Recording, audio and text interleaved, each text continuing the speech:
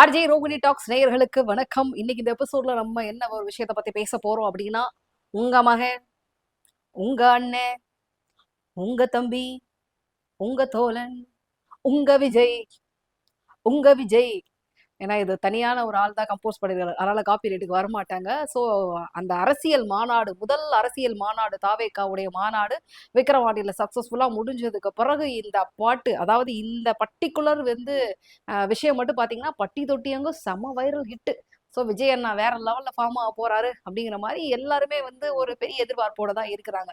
இன்னைக்கு இந்த வீடியோல நான் என்ன ஒரு விஷயத்தை எடுத்து பேச போறேன் அப்படின்னு பாத்தீங்கன்னா, விஜய் அவர்கள் தன்னுடைய முதல் மாநில மாநாட்டை விக்கிரவாண்டியில ஸ்டார்ட் பண்ண போறதுக்கு மண்ணு நோண்டினதுல இருந்து முதல் முறையா எல்லா வீடியோவே போஸ்ட் பண்ண ஆரம்பிச்சோம். கிட்டத்தட்ட அக்டோபர் மாதம் முழுக்கவே நம்ம ஆல்மோஸ்ட் கான்சென்ட்ரேட் பண்ணது எது அப்படின்னு பாத்தீங்கன்னா, இந்த தாவேகா மாநாடு தொடர்பான அப்டேட்டுகள் தான். இன்னைக்கு அங்க பந்தல் போட்டாங்க, இங்க கம்பு உண்ணாங்க, இன்னைக்கு ஜேசிபி வச்சு இது பண்ணாங்க, இந்த மாதிரியான எல்லா அப்டேட்ஸும் கொடுத்தோம். அதன் பிறகு மாநாடு தொடர்பான அப்டேட்டு, மாநாட்டுக்கு பிறகு விஜயோடைய ஸ்பீச், இந்த மாதிரி எல்லா வீடியோஸும் போட்டோம்.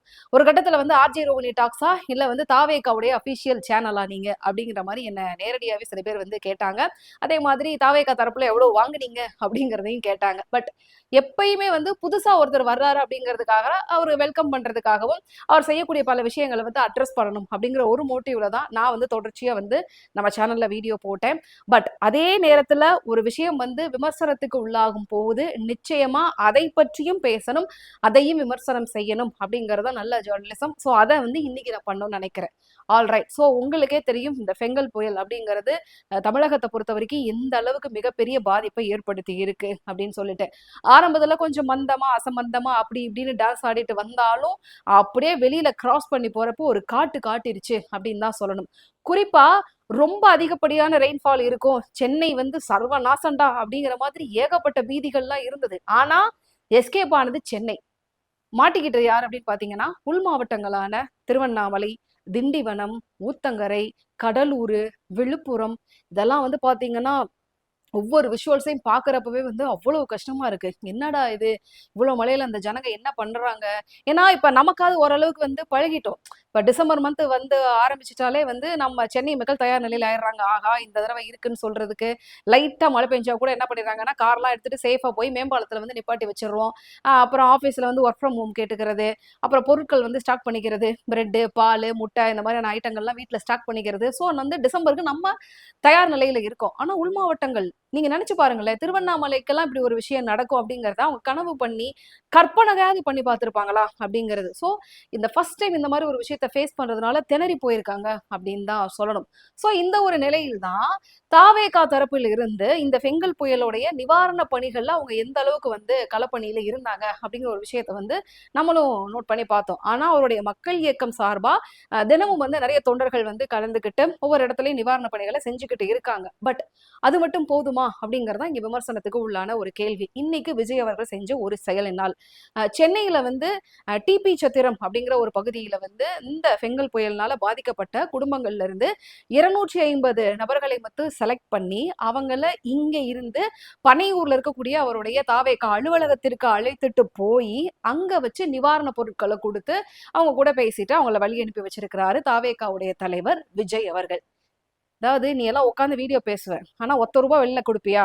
ஒருத்தர் செய்யறாரு 200 குடும்பமோ இல்ல 100 இல்ல 2 சொந்த காசை போட்டு ஒருத்தர் செலவு பண்றாரு அப்படிங்கிற பட்சத்துல ஏன் உங்களுக்கு எல்லாம் எரியுது அப்படிங்கிற மாதிரி நீங்க கமெண்ட்ல கேட்கறது எனக்கு இங்கவே நல்லா தெரியுது. விஜய் என்ற தனிப்பட்ட நபர், விஜய் என்ற நடிகர், அவர் எந்த மாதிரியான உதவிகள் செய்தாலும் அதை விமர்சனம் செய்வதற்கு யாருக்குமே உரிமை இல்லை. ஆனா ஒரு அரசியல் கட்சியின் தலைவராக என்றைக்கு தன்னை அவரு வர ஆரம்பிச்சாரோ அன்றையிலிருந்து அவருடைய ஒவ்வொரு செயல்களும் இங்க உற்று நோக்கப்படுது அப்படிங்கறதா உண்மை. குறிப்பா விக்கிரவாண்டியில நடந்த மாநாட்டிற்கு பிறகு விஜயுடைய ஒவ்வொரு மூவும் நோட் பண்ணப்படுது. அவருடைய நெக்ஸ்ட் அரசியல் மூவ் இதா இருக்குமோ, இது பயங்கரமான பொலிட்டிக்கல் ஸ்டாண்ட் ஆச்சே, இது பயங்கரமான பொலிட்டிக்கல் டச் ஆச்சே அப்படின்னு சொல்லிட்டு ஒவ்வொரு விஷயத்தையும் உற்று நோக்கி பாக்குறாங்க. அப்ப ஒவ்வொரு படியையுமே அவர் பார்த்து பார்த்து வைக்கணும் அப்படிங்கறதுதான் பொதுமக்களா இருந்தாலும் சரி, அரசியல் தளத்தில் இருக்கக்கூடிய நிறைய பேரும் எதிர்பார்க்கக்கூடிய ஒன்று. அப்படிப்பட்ட இந்த இக்கட்டான சூழல்ல இந்த ஃபெங்கல் புயலால் ஏற்படக்கூடிய இந்த பாதிப்பு, ஏற்பட்டிருக்கக்கூடிய இந்த பாதிப்புல தாவேகாவுடைய தலைவர் விஜய் அவர்கள் ஒரு இடத்தையாவது சூஸ் பண்ணி நேரில் போய் கள ஆய்வு செய்து அந்த களப்பணியில ஈடுபட்டிருக்கணும் அப்படிங்கறதுதான் பெரும்பாலான மக்களுடைய கருத்தாகவும் எதிர்பார்ப்பாகவும் அப்ப நீங்க கள்ளக்குறிச்சியில கள்ளச்சாராய விஷயத்துக்கு வந்து நேர்ல போய் ஆதரவு சொன்னீங்க. ஆனா எந்த மாதிரியான விஷயத்துக்கெல்லாம் முன்னுரிமை கொடுக்கணும் அப்படிங்கிறது தாவேகா தரப்புல ஒரு லிஸ்ட்ல இல்லையா அப்படிங்கிற ஒரு விமர்சனத்தையும் மக்கள் வந்து எழுப்பியிருக்காங்க. அதாவது தொட்டதுக்கெல்லாம் வரணும் அப்படிங்கிற ஒரு எதிர்பார்ப்பும் தப்புதான். ஆனா ஒரு அரசியல் தலைவராய் ஆனதுக்கு பிறகு இது வந்து முக்கியமான ஒரு கடமையாகவும், அரசியலை பொறுத்த வரைக்கும் களத்துல இறங்கி வேலை செய்வது மட்டும்தான் அரசியலில் வெற்றியை வந்து பெற்றுத்தரும் அப்படிங்கிறது தான் இந்த விமர்சனத்துக்கு முக்கியமான காரணமா இருக்கு. இப்ப அவர் வந்து ஒருவேளை ஷூட்டிங்ல பிஸியா இருக்கலாம், 69 அந்த படத்தோடைய ஷூட்டிங்ல பிஸியா இருக்கலாம், இல்ல ஏதோ ஒரு காரணங்களா இருக்கலாம்.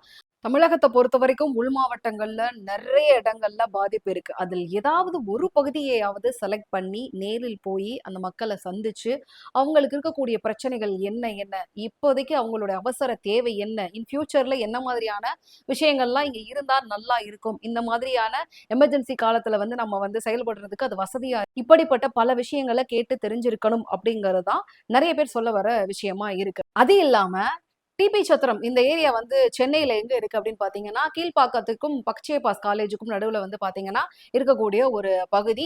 ரொம்ப ரொம்ப ஏழ்மை நிலையில இருக்கக்கூடிய மக்கள் இந்த இடத்துல வசிச்சுட்டு வர்றாங்க. ரொம்பவே கஷ்டப்படக்கூடிய மக்கள் தான். சோ அங்க இருக்கக்கூடிய ஆட்கள் தான் வந்து 250 பேரை செலக்ட் பண்ணி பனையூருக்கு வரவழைத்து அவர்களுக்கு தேவையான அத்தியாவசிய பொருட்களை கொடுத்து அனுப்பியிருக்கிறாரு. சோ கொடுத்தது அப்படிங்கிறது நிச்சயமா பாராட்டுக்குரிய ஒன்றுதான். ஆனால் நிஜ அரசியலுக்கு வந்து வரணும், 2026 மிகப்பெரிய அரசியல் வெற்றியோடையும் ஒரு இலக்கோடையும் பார்க்கக்கூடிய தாவேகா தலைவர் விஜய் அவர்கள் இந்த ஒரு செயலை வந்து செய்தால் போதும் அப்படின்னு நினைச்சீங்கன்னா போதாது. அது வந்து நிச்சயம் வந்து எந்த அளவுக்கும் எடுபடாது. ஏன்னா இன்னைக்கு எதிர்கட்சியாக இருந்தாலும் சரி, இரண்டாவது, மூன்றாவது, நான்காவது இடத்துல இருக்கக்கூடிய கட்சிகள் கூட வந்து பாத்தீங்கன்னா அந்தந்த ஏரியாவுக்கு டிராவல் பண்றாங்க. அங்க போய் என்னென்ன பிரச்சனைகள் அப்படிங்கறத எடுத்து பேசுறாங்க. சோ இந்த இடத்துல ஆளுங்கட்சி இப்படி செயல்பட்டு இருக்கணும், இந்த இடத்துல மத்திய அரசு இவங்களுக்கு இந்த ஏற்பாடுகளை வந்து கவனிச்சு கொடுக்கணும், இந்த மாதிரியான பல விஷயங்களை முன் வச்சு எடுத்து சொல்றாங்க. ஆனா அப்படிப்பட்ட ஒரு களப்பணியை வந்து விஜய் தரப்பில் வந்து இன்னும் செய்யாம இருக்கிறது அப்படிங்கிறது தான் பொதுமக்கள் நிறைய பேருடைய கிண்டலுக்கும் கேலிக்கும் வந்து காரணமாயிருக்கு. நான் கூட இந்த வீடியோ வந்து நீங்க எடுத்து பேசுறதுக்கு முக்கியமான காரணம் இந்த ஒரு மீம் தான். ஏன்னா மீம் எல்லாம் வந்து ஜஸ்ட் வந்து ஒரு விஷயமா கடந்து போயிடணும் அப்படின்னு தான் சொல்லுவாங்க. ஆனா நிறைய இந்த மாதிரியான சோசியல் மீடியால வரக்கூடிய மீம்கள்லாம் ஒரு கட்டத்துல அரசியல் மாற்றத்துல வந்து எவ்வளவு பெரிய பங்கு அளிச்சிருக்கு அப்படிங்கிறது உங்க எல்லாருக்குமே நல்லா தெரியும். ஏன்னா நீங்க எல்லாருமே ரெகுலரா சோசியல் மீடியாவை யூஸ் பண்றீங்க. அதோட இம்பாக்ட் நாளடைவில் அது கொடுக்கக்கூடிய பவர் எல்லாமே வந்து மாறிக்கிட்டு வருது. ஸோ அப்படி விஜய் அவர்களுக்கு ஆரம்ப காலத்திலேயே வந்து பாத்தீங்கன்னா மீம் அரசியலுக்குள்ள தாவேகா உள்ள வந்துடுமா அப்படிங்கிற ஒரு விஷயத்தினாலதான் இந்த ஒரு வீடியோ வந்து நான் போஸ்ட் பண்றேன். ஸோ கண்டிப்பா வந்து இதை கவனத்தில் எடுத்து தாவேகா தரப்பில் இருந்து இதுக்கப்புறம் ஒவ்வொரு விஷயத்தையும் ஒவ்வொரு மூவையும் பார்த்து பார்த்து பண்ணுவாங்க அப்படிங்கிற ஒரு நம்பிக்கை வந்து கிடைக்கும் அப்படின்னு எதிர்பார்க்கிறேன். பட் இந்த விஷயத்தோடு அல்லாமல் டிசம்பர் 6ஆம் தேதி விஜய் அவர்கள் கலந்துக்கக்கூடிய ஒரு முக்கியமான ஈவெண்ட் இருக்கு. என்ன அப்படின்னு பாத்தீங்கன்னா, அம்பேத்கர் அவர்களுடைய நூல் வெளியீட்டு விழா வந்து சென்னையில நடக்க போகுது. இதில் வந்து விஜய் அவர்கள் தான் இந்த நூலை வந்து வெளியிட போறாரு. அதை வந்து ஓய்வு பெற்ற நீதிபதி சந்துரு அவர்கள் அந்த நூலை வந்து பெற்றுக்க இருக்கிறார். இந்த ஃபங்க்ஷன்ல தான் விடுதலை சிறுத்தைகள் கட்சியுடைய தலைவர் தொல் திருமாவளவன் கலந்துக்கிறதா இருந்தது. ஆனா என்னைக்கு விக்கிரவாண்டியில விஜயுடைய தாவேகா மாநாடு நடந்து முடிஞ்சதுக்கு பிறகு விஜய் அவர்கள் மற்ற கட்சிகளுக்கு எல்லாம் கூட்டணி அழைப்பு கொடுக்க போறாரோ, விசிகாவை தான் அவர் குறிப்பா சொல்றாரா அப்படிங்கிற மாதிரியான பல விஷயங்கள்